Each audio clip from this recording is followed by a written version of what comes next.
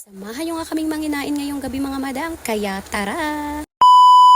Ayan nga mga madam, ngayong gabi nga ay naisipan talaga namin na kumain sa labas. At dahil nga mga madam, wala nga ang aming junakis kaya ayan, kami din ay naglilibang-libang. Ay taray, nakakapaglibang ang madam. Hindi na nga ako nakapag-video na nagpe-prepare ako mga madam dahil talagang ang bigla.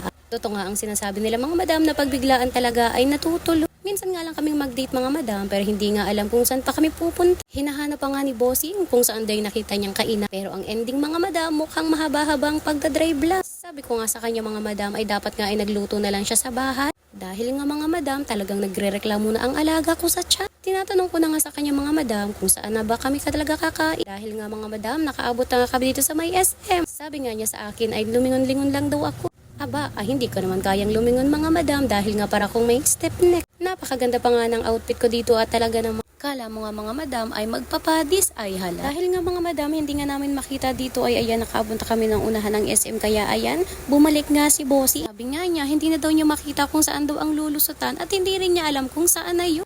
Hay nako, nakakadala talagang sumama dito. Mga ilang minuto pa nga mga madam ko ay ayan, nasumpungan na din namin. Ang dami nga namin dinaanan dito mga madam. Kaya nga kinat ko na nga lang ang video. Dahil ako nga ay nangangawit na at nangangalay na din kaka-video. Ay nako. Hindi ko nga alam mga madam kung saang lugar ito. Pero mga madam, may nadaanan nga kami mga talahiban dyan bago kami nakarating dito. Napakaganda nga mga madam ng lugar na ito. Mahangin din siya. Kahit ang maaamoy mo sa hangin ay amoy usok ng sasakyan. Maliwalas nga ang paligid dito mga madam at marami rin talaga mga kainan. Maaaliw ka din talaga mga madam dahil makikita nyo naman ang mga paila. Akala mo naman talaga mga madam ay talagang magpapasko na. Kahit ang totoo mga madam ay talagang summer na summer pa. Sabi nga niya sa akin ay titistingin daw namin na kainan dito mga madam. Dahil nga sabi niya nakikita lang daw niya ito sa online. At ito naman kasi mga madam dahil nga mahilig kumain. Kaya ayan, kainan talaga ang laging hinahanap. At syempre dahil kami nga lang munang dalawa kaya ayan, inaiisip din talaga namin gumala-gala paminsan-mins. Nauna na nga akong pumunta sa napili namin kakainan mga madam. By the way mga madam, ito nga pala ay tabing kalsada nyo lang makikita. Pero tulad nga ng sabi ko kanina, medyo mahirap din siyang puntahan o makita lalo na nga kung hindi nyo alam kung saan ang daan. O ba diba, ang weird. Sabi nga sa akin ni Bossing ay ayan. Mauna na daw ako pero hindi ako umuna mga madam dahil nga ako ay medyo nahihiya. Ay hala, nahiya pa nga yan siya. Kaya nga ang ginawa ko, hinintay ko na lang muna siya at sabi ko ay siya na nga lang ang mag-order.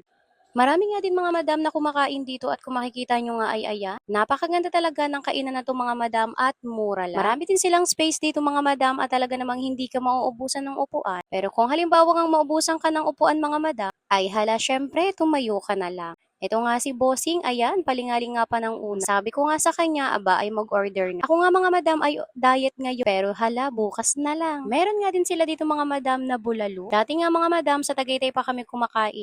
Pag halimbawa, hanap nga namin o gusto naming tumikim ng bulalo. Pero dahil dito nga sa Las Piñas mga madam ay ayan, meron na nga silang bulalo kaya mga madam, dito na nga lang kami pumunta. Paikot-ikot nga ako kasi hindi ko alam kung saan ba talaga pupwes. Sabi nga ni Bossing, dito na lang daw sa may gilid. Marami kayong pagpipilian na pagkain dito mga madam kung ano nga ang gusto yung i-order. Meron nga din sila dito mga silog meals mga madam. Dahil meron nga din dun malapit sa may samin na silog meal, kaya talaga ang dinayo namin dito ay bulalo. Dati nga mga madam, hindi talaga ako makain ng bulalo. Pero simula nga nung natikman ko ang bulalo sa Tagaytay mga madam, ay nako, para talagang nagayuma ako ng bulalo. Pagka-order nga ni Bossing mga madam ay ayan, kumukuha na nga siya ng yelo. Hindi nga ako tumatayo dahil biling prinsesa yan siya. Antay-antay nga lang ako sa kanya mga madam at sa order namin. Napakaganda pa ng outfit ko. Kunyari, maganda yan siya. Ay, ito naman si Bossing. Yelo agad ang unang hinay. Sobrang init nga nung panahon, hindi rin talaga pwedeng mayet. At ayan na nga mga madam, dumating na nga ang hinihintay namin. Yun naman mga madam, talagang meron din silang favone marrow dito. Hindi pa nga nag-uumpisang kumain pero si Bossing may request gusto agad ng tissue ay hala siya. Hindi pa nga nag-uumpisang kumain pero ayan naghihingi agad ng tissue. At syempre mga madam ayan, sisimula na ang ating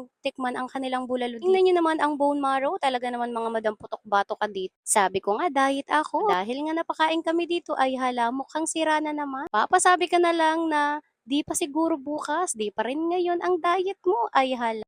Ay tikman na nga natin ang kanilang sabaw. Naku mga madam, kahit nga magsabaw ka na lang, wag ka nang mag-ulam, hingi ka na lang ng kanin at ekstrang sabaw, pwedeng-pwede. Ito nga si Bossing mga madam ay maarte yan sa pagkain. Pero mga madam, tingnan nyo naman, talaga namang mukhang mapapa-plus one na naman ang kanin si Bossing. Dahil mga madam, wala nga siyang reklamo. At ngayon nga lang siya kumain mga madam na wala talagang imik-imik. talagang subo lang ng subo at parang feel na feel niya ang bawat paghigop. O, 'di ba? Sige lang bossing at baka magreklamo ka na ika'y nahihilo. At mga madam, bigla pa nga siyang napatawag ng sabaw dyan mga madam. Dahil nga mga madam, sabaw pa lang talaga nila dito mga madam ay talagang ulam na ulam na. Mga ilang minuto pa nga mga madam ay ayan, talaga namang buto ang natira. Masasabi ko talaga mga madam na sulit ang paglabas namin ngayong gabi. Dahil busog ka na nga mga madam, hindi mo na kailangang magluto pa pag uwi dahil diretso tulog na talaga ang mga ante mo. At syempre mga madam, yan nga lang muna ang update ngayong araw. Kung gusto niyang kumain at hanapin nga ito ay hala, i-search nyo na lang. Dahil sa totoo lang mga madam, hindi ko talaga alam kung saan ba tong